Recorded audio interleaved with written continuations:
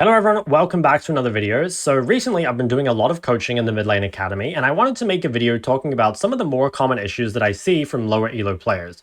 So in this video I'm going to go over 5 big different mistakes that I see all the time. I'm going to give some examples for each and just talk about what you should think about essentially and how to fix them. So if you want to just skip around the timestamps, feel free, but we'll start with this one here. So one of the more common issues I see is bad roams. Now when you're roaming there's a lot of things to think about. There's 2 though that are really important. First one is, have you pushed the wave? So if you push the wave before roaming, that's pretty much always ideal. And the reason is that way the enemy will not force you to lose a wave for free and will not be able to take any plates. It's almost always good to do this because a lot of the time your roam is not 100%, right? You might go bot or whatever and they might respect or you might not get the kill. And you don't want to end up losing, a bunch of gold mid for free. So whenever possible, just try and push mid before moving. The second big thing is to, if possible, try and roam with your jungler. So after pushing this wave, for example, it's normal to kind of go top with Kha'Zix. And the reason would be that ideally, there's 3 people, and we can make this a 3v1 if we go top. If we go bot, though, it's actually going to be a 3v3, right? So the numbers are much more in our favor if we go to top. Now, that's not saying that you can never roam away from your jungler, but basically you need to have a really good reason if you're going to roam away from your jungler. So there's other reasons, there's a few things, right? You could think about CC, like how much CC is there in the lane you're going to, right? Like if you're going to Caitlyn Brand, a lane with not a whole lot of CC, it's not as easy as going to a lane like Kalista Leona, where there's a ton of CC, right? Other things to think about is how much health people have. You might want to think about your resources as well. Like, do you have ult? Do you have flash? Do you have ignite? Because, if you try and roam bot here with no ult compared to if you have an ult, that could make things a little easier. But by far, again, the most important things is thinking about where your jungler is and, have you pushed the wave. So now Fizz decides to go bot here. I think this is a little risky, but honestly, after he sees that Nami and Jinx are pushing up on fairly low health, and you have ult available, this is something you could go for. Now, the second thing to think about when you're going for a roam like this is who the most important target is. When you're ganking bot especially, the most important target by far is killing the enemy AD carry. And that's because not only do you get the gold, but you also stop them from farming. Killing Nami is kind of a bonus, but it's definitely not a priority. If you can quickly one-tap the Nami, you go for it. But it really shouldn't be a priority. And killing Graves, again, it's important, but not as important as killing Jinx. So I would say, given that this is a 3v3 and there's no CC, the ultra safe way to play this is just to kill Jinx. Now, if you want to be greedy, you can go for more, but you've got to be really careful because if this fails, you are going to lose quite a bit for this, right? So Mal's now is shoving this next wave. And also there's the potential for this to go wrong if you invest too much into people that aren't Jinx. So this was a little misexecuted, right? He can kite away here and potentially kill Jinx. He overextends though, Nami lives, and now Jinx manages to pick up a triple kill. So this game immediately went from being quite good to suddenly being quite bad. And like I said, this roam could have worked if he executed a little better, but already to start, because he was roaming away from his jungler, it was a little dicey. So I'm going to show you another example from later in the game, and then I'll show you a different game completely. So let's see this one here. So initially, okay, things are looking good, right? We don't have ult, but we do have push over the wave, and we have our jungler on top side. So right now, you would kind of expect that, okay, you want to push this wave, and then you want to move to top side. So if Fizz decided, after shoving this wave, that he immediately wanted to sprint top and do something with Kha'Zix, that would be pretty good. Again, it's 3v1 on this side of the map. By the time he gets here, his cooldowns will probably be up, and he's not going to lose anything mid in the meantime. Now, he decides, okay, I'm going to use this turn to instead hit mid. When you get a turn over mid, when you get a wave of prior, you can only do one thing with that. In this case, he's decided to hit mid. If you decide to do more than one thing with your prior, so in this case, starting to go top now, the problem with this is that by the time you leave mid, see how this next wave is already past his tier 2 turret? What that means is he's going to lose stuff mid in the meantime. So he decides to come top, right? Now his jungler is dead, but he still has cooldowns. He comes up, and he actually does manage to get a fair amount here. Again, this was a somewhat successful outcome. Now, it's worth noting, this is not 100%. If the enemy team plays this well, what they can do is they can just leave and Malzahar will deny a ton of gold mid. So that's your worst case scenario, is that these guys play it smart, they disengage, and you just lose stuff for free. They didn't play it smart though, right? It's lower elo. People are going to mess this up a lot of the time. So he comes up and he manages to get not 1, but 2 kills. So actually, probably the best possible outcome you could get from this roam. But it's worth noting again this is not free, right? Because he roamed too late, Malzahar ends up denying a wave and he takes 2 plates mid. So despite this still being worth it overall, it would be so much better if Fizz had just gone top now, because that way you would have made the same play, except Malz wouldn't have denied stuff mid. So I would say both roams here actually had good outcomes, despite them being like a little probably not worth it overall. Like if you do these roams 100 games, they're probably going to be less successful, a greater percentage of the time than they have this time. Like I'd say he high rolled the outcomes and they still weren't perfect, right? Like he still got taxed essentially on both plays. The first time because he didn't kill Jinx, and the second time because Malz managed to deny something mid. So I'm going to go to a second example here to make it a little more obvious. So let's take a look at this example. This is a game of Zoe versus Ryze, where once again, we're going to see a kind of suspicious roam. So his top laner dies to this gank. Not much we can do about that, obviously. This wave has been pushed, and now you see how he right-clicks to top because Darius is low HP. So it kind of makes sense, right? Low HP Darius, jungler on that side of the map. Things are looking kind of good. However, there's some problems. First off, if we go back a little bit, if you can see here, Nocturne has 2 camps to clear. So there's Wolves and Gromp, which means that Nocturne is not going to be ready to make this play yet. On top of that, you'll notice that this next wave, mid, is almost already here. So if you roam now, you're either going to lose an entire wave from the wave shoving away from you, or Ryze is going to come back mid and deny you a whole wave. In essence, like, you're kind of fucked no matter what you do if you leave here, especially because Nocturne is not ready. Now, if Zoe shoves one more wave, Nocturne has cleared these camps, and then now, like, they're all synced up tempo-wise, then suddenly this looks a lot better. So the Zoe ends up roaming top here, but you can see that she takes a bit too long, right? Like now, if she wants to kind of make this roam, ideally you would have shoved this wave and come top. But, right, she's committed. She's kind of already gone on the river. So she decides to just come and make this play. But see how, in the meantime, we're getting taxed on the mid wave, right? Even if this ends up good, we are losing something mid. We're losing at least one wave, potentially a plate as well. And Nocturne is not quite ready to make this play. Nocturne's not in the river, he's on Grom. So when we come up here, it's like, okay, we end up missing the bubble on Darius. We hit the Mundo instead. This still ends up, I think, not too bad. I can't quite remember what happens. No, actually, I think it ends up going horrifically. We'll see anyway. So we managed to get the Mundo kill, but I believe that the enemy team ends up clearing this up. But again, it's kind of just like worth noting that this is just like, even if it works out pretty well, it's still going to be, you're still going to get taxed pretty heavily on it, right? Because the whole time you're losing stuff mid. And so Zoe ends up dying here, and suddenly, again, the game went from being in a pretty good spot to being quite behind. So like, what are the Zoe mistakes here? It's those 2 big ones that I talked about before. She needs to take a look at her jungler's position. Ideally, you roam to your jungle side of the map. This time that's happened, but she's not aware of her jungle's tempo. Her jungle has to clear 2 camps first. And she did not push this wave. If she pushes this wave, by the time she pushes it, Nocturne will be ready, Udyr can TP top, and suddenly this play will look way better. Ryze won't be able to follow because you'll be dealing with the wave.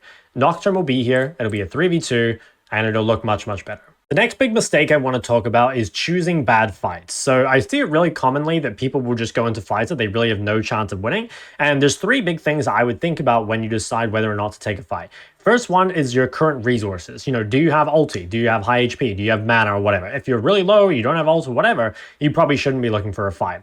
Another one is how much gold you have. So you want to think of your gold in terms of like how many kills do you have essentially. So in this clip here, the Azir has almost 5 kills worth of gold in his inventory. So that's quite a lot of gold. It's a pretty bad time to look for a fight if you have this much gold in your inventory. In other words, for you to look for a fight with this much gold, you probably need the fight to be really good for other reasons, like your team is really strong or you have more people there. If you do end up in a fight with this much gold, chances are that you either, again, shouldn't take the fight or that you missed an opportunity to base beforehand. And I see this pretty commonly too, is that people do not recall before like the dragon spawns or whatever, and then they're forced to fight with a ton of gold in their inventory. The last thing to think about is just, are your teammates there? So whenever you approach a fight, you want to see, well, like, is my jungler here, for example? Is someone in base? Like, is everyone recalled or whatever? Because I see that all the time too, is people trying to take fights when their teammates are dead or their teammates are just not even there to begin with. Now, this fight in particular, right, it's a resources and gold problem. So Azir shows up to this fight with half HP, half mana, and 1500 gold. So it's a really, really bad time to fight. I guess another thing, if you want to factor it in, but it's less important, is just how strong are you on your current items, right? There's a very big difference between like an Azir on like I don't know, recurve bow and fiendish codex compared to like a Renekton on components, but he's level 6 with all, right? Because like some champions are stronger earlier than others. So you can see that even though Azir misexecuted this fight, there really was no opportunity for him to win it. It was just too hard because he started it with too low HP and with too much gold. This fight here is a good example of a really bad fight to take just because of champions. So in this situation is Yone and Yi up against Renekton and Zac. So first off, both Yone and Yi kind of need to scale a little more, right? Like Yone's pretty good in isolated 1v1 early. Master Yi's pretty good at clearing his jungle and stuff, but in terms of like an actual just like skirmish early, they're going to get smoked by Renekton and Zac. On top of that, Yone again is sitting on 1100 gold. So that's a pretty significant spike in his base. And you'll see that, you know, despite kind of executing it properly, that there really is no universe where they can actually win this fight. On top of that, if you were paying a lot of attention, you would also see that at the start of this, Vladimir is recalling. So in that sense, like you probably don't want this fight anyway, because this could maybe be a 3v3, or sorry, a 3v2 if Vlad could come. But if we're taking a look at the map and we notice that Vlad is recalling despite having all, you know, we can't take this fight. Now, you could argue, you know, should we fight this, or like rather, should Vladimir cancel his base and stay? I would say no, because again, he looks too low. But regardless of if the answer to that is yes or no, you have to kind of adapt to what's happening in solo queues. So if Vlad is recalling here, regardless of if it's the correct decision or not, you cannot fight this. Like, you are just not strong enough 2v2. And you'll see in the clip that Yone actually pinged the Vlad to stay. And it goes even worse because Galio ends up ulting into this. So they're at a numbers disadvantage. They fight this 2v3 with a ton of gold in their inventory into champs that they couldn't even beat 2v2. And then suddenly the game is just in a very bad spot because, you know, basically they all get forced out. They lose all their cooldowns. He's super low. And eventually in a little bit here, Renekton just goes and dives him. So if they had instead just tried to play slow, if they had, you know, kept scaling, if they avoided this fight, took the opportunity to push out mid instead, they would be in a much better situation. The next one we have to talk about is grouping too often. So in League of Legends, especially in the mid game, you actually want to spend as little time grouped as possible, because anytime you're grouped, you're sharing golden XP with other players, and it's especially bad if you're sharing that golden XP with other carries. So there's a few rules you can use. One is just in general, TP gives you permission to side lane, and two, if you have TP available, try not to be grouped. So in this situation here, you can see LeBlanc pass mid out of base instead of going to one of these side lanes. It would be much better to just run probably to bot, because that side lane's a little closer, get that pushing out, and then force the enemy to show under turret. That way, it's like if you do walk over to mid, Ahri will be showing under the turret, in which case you can have a numbers advantage fight mid. But at the very worst case, given that you have TP, you know, you want them to come here, you want to be getting gold and not sharing when you come mid. So you'll see here that, you know, LeBlanc tries to make a play. It's pretty difficult though, because again, well, we don't see everyone. We didn't even see Ahri there, so they could be here. And also, it's just kind of hard to actually make this happen. In the meantime, notice that LeBlanc shared all that golden XP with Garen and Caitlyn. So sharing that with other carries is really, really bad, especially in the meantime when gold is being lost on the side lanes. So grouping too much, it's absolutely one of the biggest problems that I see. And it's also very, very easily avoidable if you follow those rules that I said before about TP and grouping. So you'll see here, it gets pushed out, eventually actually loses the mid turret, or sorry, the bot turret, from not being in that side lane. Now, coming out of base here, LeBlanc did a good job. She comes to bot lane, she's going to start to collect this. You're allowed to do this again because you have TP. If you don't have TP, you probably want to like try and push out side lane a little, but try and, you know, group again as quickly as you can. Or alternatively, you can just run straight mid and hope you can make a play by staying out of vision. So this wave gets shoved. Now here, you have kind of like a difficult situation to make. If possible, you want to shove this wave even further. Until you see Sejuani, you probably can't do that because you don't know where people are. But if you can get this wave all the way in, then one, again, you deny a lot of extra CS, and two, you avoid denying yourself CS from this wave just slow pushing on the side. So notice here, on this side wave on bot lane, you're going to lose a lot of gold here while you do stuff mid, right? So like LeBlanc's just like staying around, trying to look for things, but given that you have TP up, you probably don't even want to be here. So the only reason you wouldn't be bot here is that you're just too scared. And on certain mages, you would have to be scared here, right? Like if you're playing a super mobile mage, you don't have any vision, you probably can't push up that far, in which case this is fine.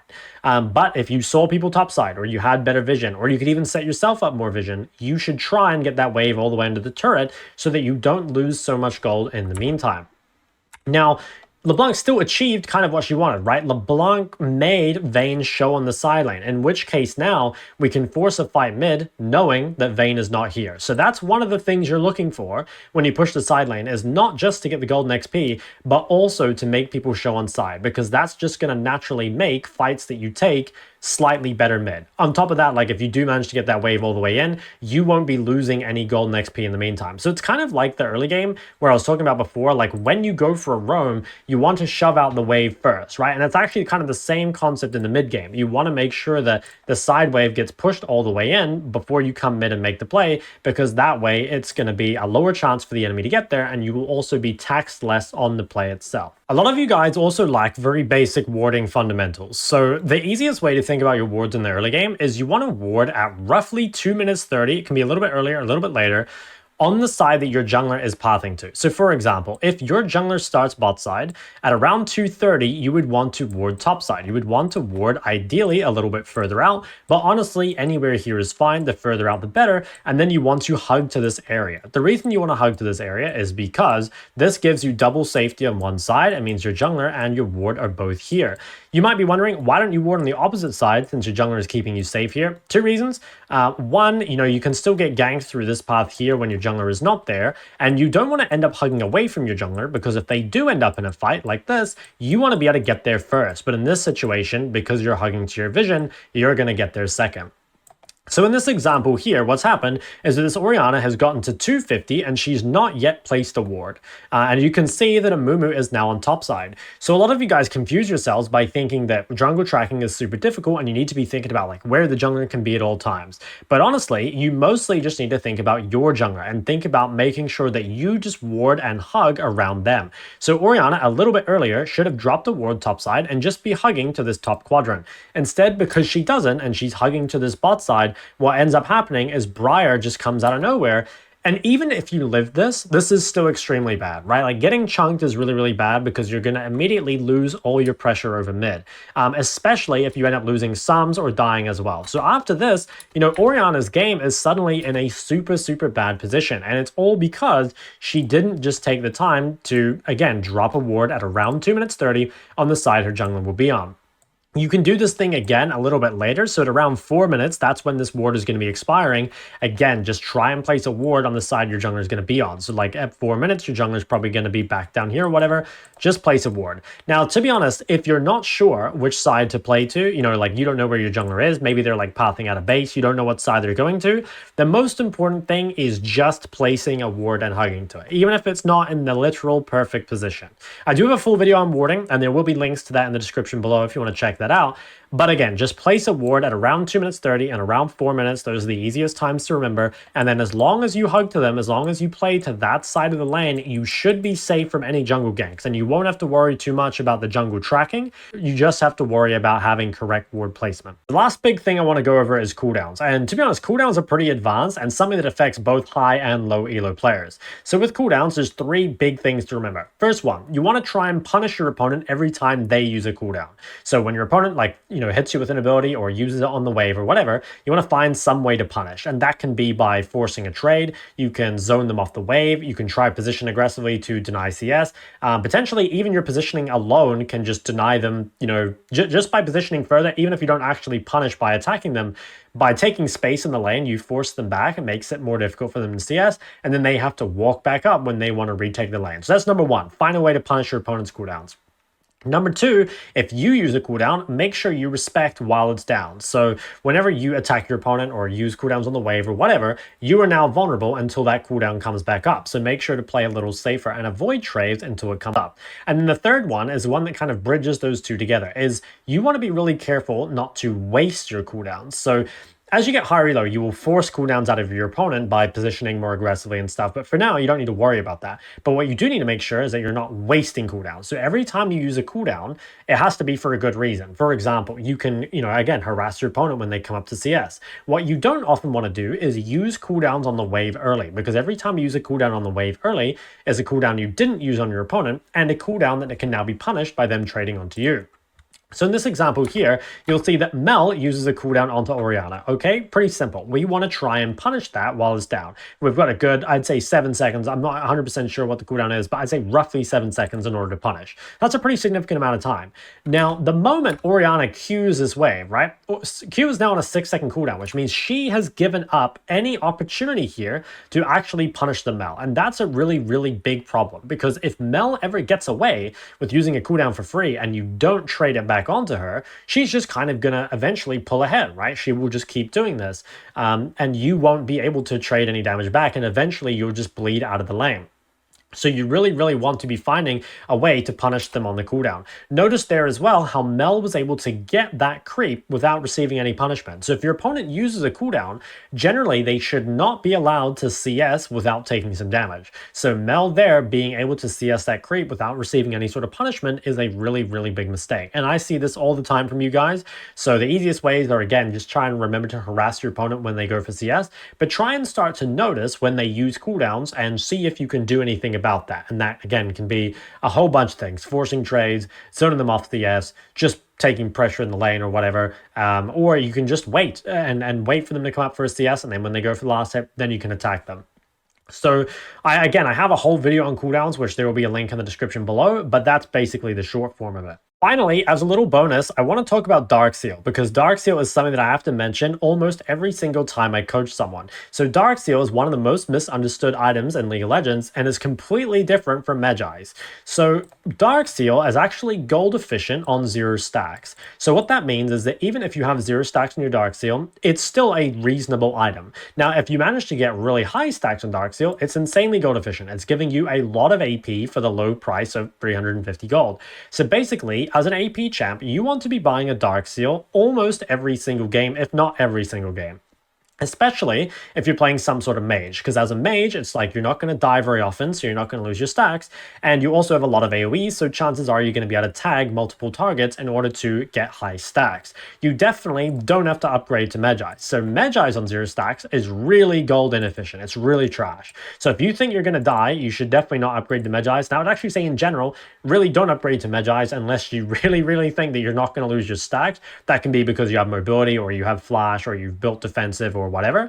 But Dark Seal is insane. You want to be buying it every game. It gets even more efficient when you buy Death Cap, obviously, later on. The only thing really to be careful of with Dark Seal is don't buy it too early. So most of the time you'll want to buy Dark Seal after chapter, because getting chapter second base as a mage is very, very important, right? If you don't get chapter second base or first base, you're most likely just not going to have a chapter for the entire early game. So what I like to do is either, again, buy a Dark Seal after I've completed chapter, or on my first base, I'll buy a chapter component plus a Dark Seal. So I might go like Amtone plus Dark Seal, knowing that I can get 800 gold for my chapter on my second base. If I don't think I can do that, then I'll probably go 2 chapter components, just like Amtome Sapphire, or alternatively, if I only base with enough gold for one, like let's say I base with 400, I have to choose between Dark Seal or Amtome.